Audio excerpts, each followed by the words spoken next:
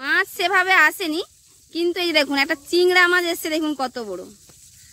এই দেখুন একটা, ও বাবা চিংড়া একটা দাঁড়া আবার ভেঙে গেছে। ওরে বাবারে বাবারে, দাঁড়া দাঁড়া দাঁড়া। এই দেখুন একটা, ওটা কি বলে ওইটাকে? ওটা বাগদা না, কালে খাই না, কি বলে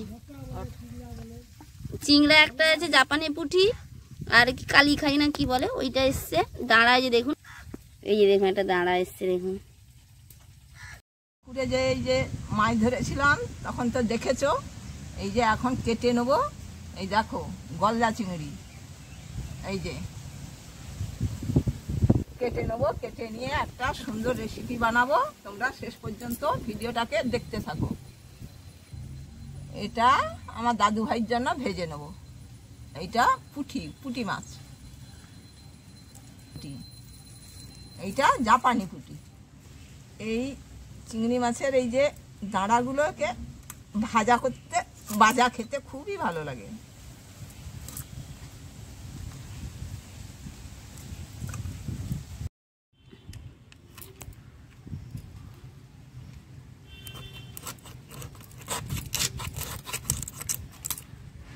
এই যে মাছটা কেটে নিয়েছি, এই চিংড়ি মাছের মাথার ভেতরে খাওয়ার থলি থাকে, এই যে এইটাকে এইভাবে বের করে নিতে হয়।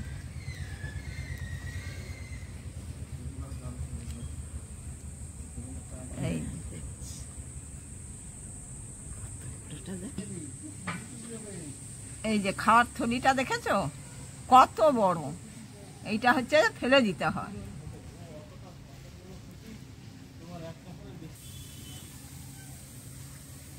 এইটা কিন্তু আমাদের দেশে কালিয়াখাড়ি চিংড়ি বলে, আর এমনিতে কেউ কেউ বাগদা বলে। মাছটায় আগে স্বাদ মতো নুন হলুদ দিয়ে মেখে নেব।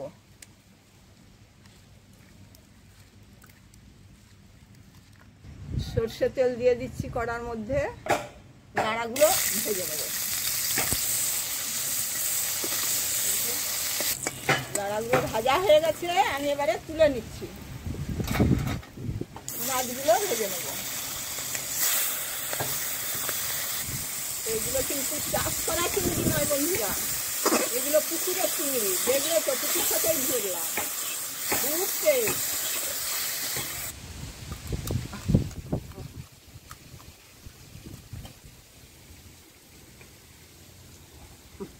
বন্ধুরা দাঁড়া খেতে খুব ভালো লাগে।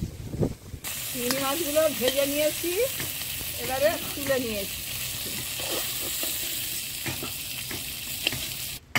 বাবা দাঁড়া ভাজা খাবে নাকি?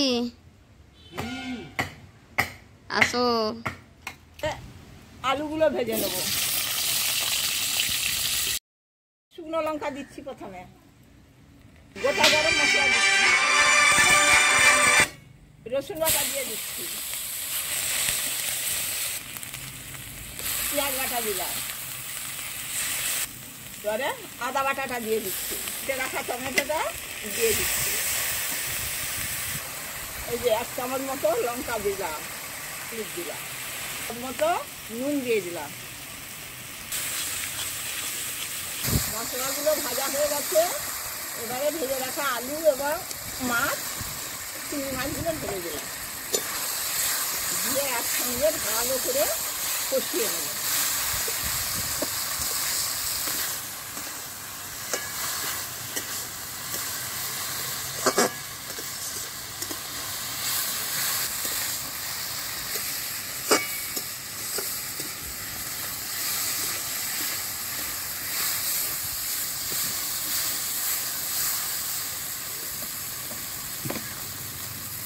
জল দিয়ে দিলাম।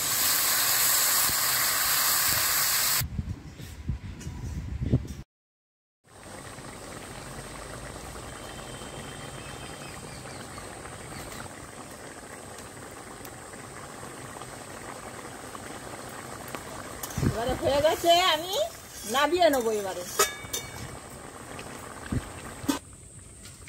আমার রান্না হয়ে গেছে, আমি এবারে ঢেলে নিলাম। একদম রেডি। কত সুন্দর হয়েছে দেখো বন্ধুরা।